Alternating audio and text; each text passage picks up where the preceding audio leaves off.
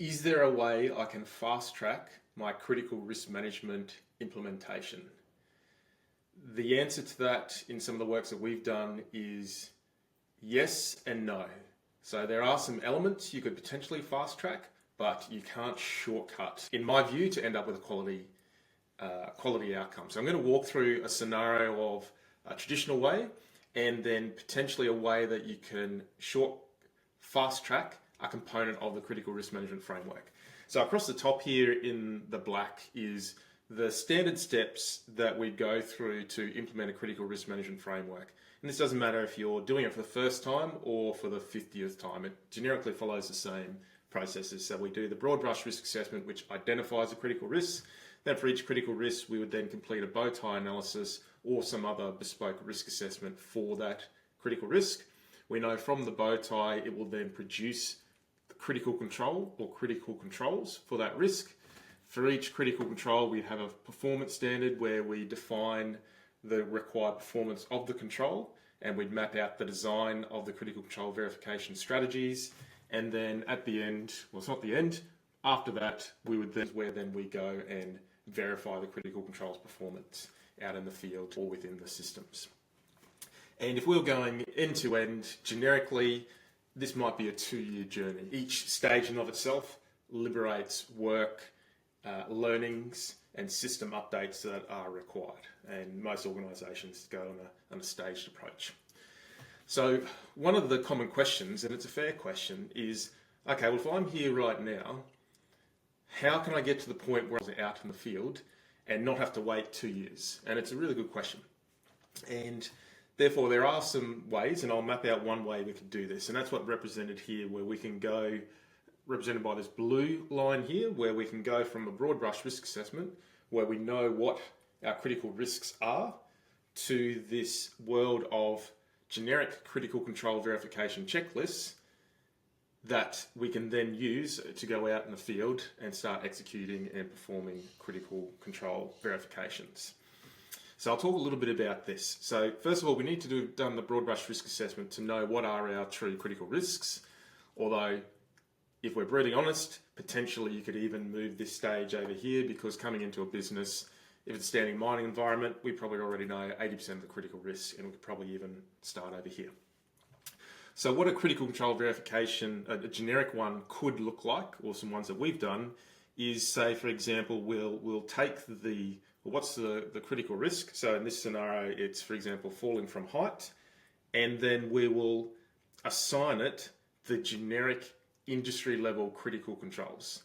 So when we're coming into a business, it's not like they're potentially going to come up with a critical control that's wildly or radically different to what's generally in use within the organisation.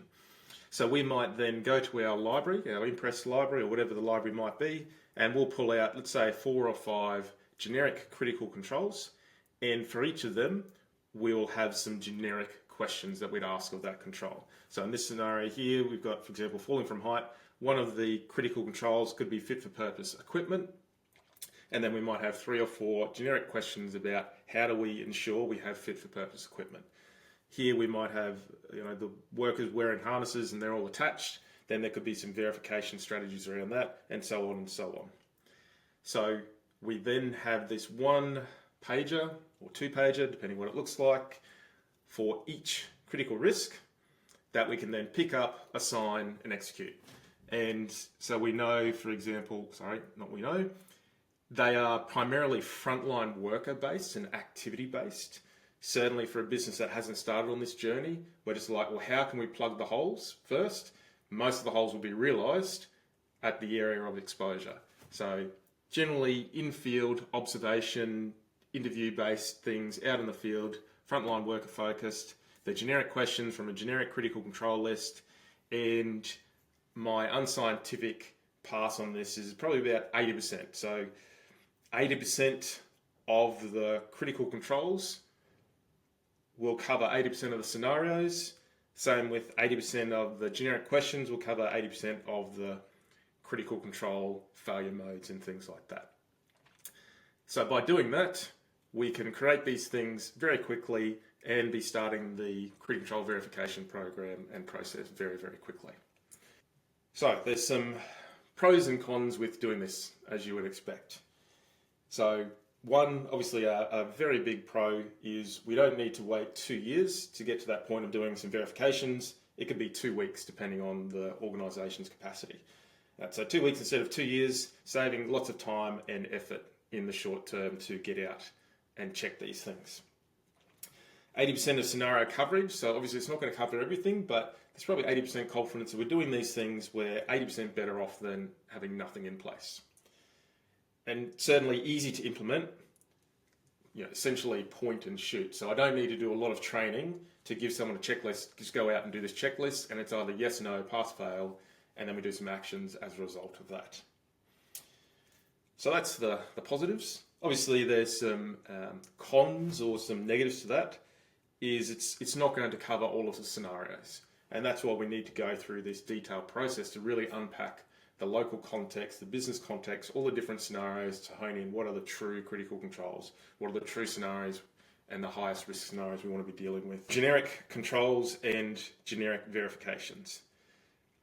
So not going to be localized to your business unless you do some design work there.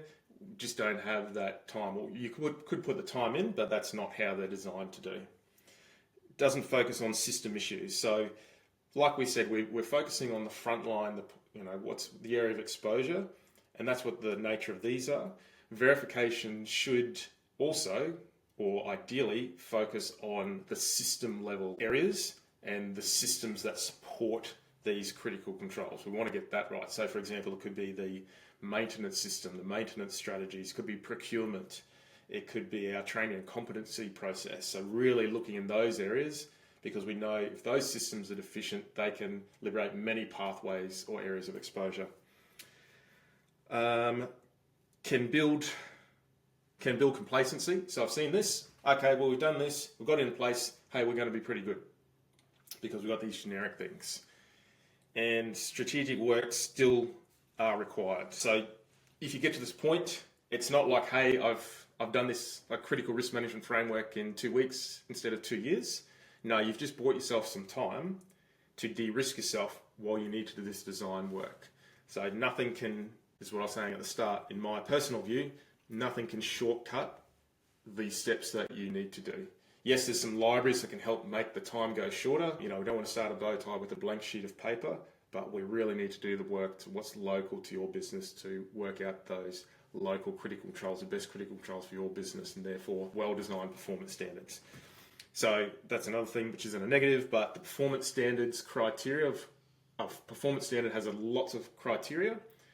This checklist doesn't cover much of that at all. It's a new thing.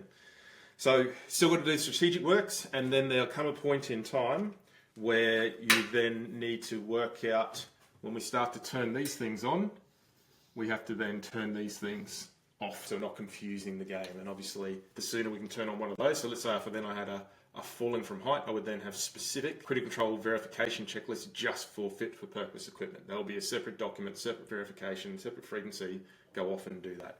So a bit of turning on, turning off. Hopefully that helps. Always interested in other people's opinions. Always interested to learn. Chat to you later. Bye-bye.